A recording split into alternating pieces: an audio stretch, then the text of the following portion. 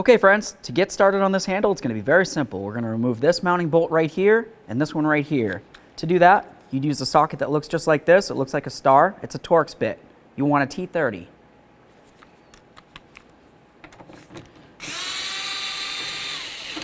There's our first bolt.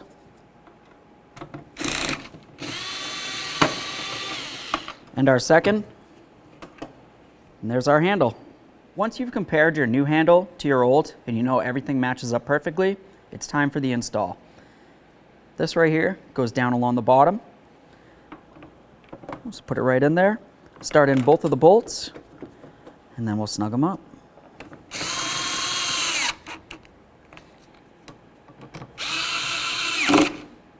Okay, let's test it. It's definitely latched. Perfect.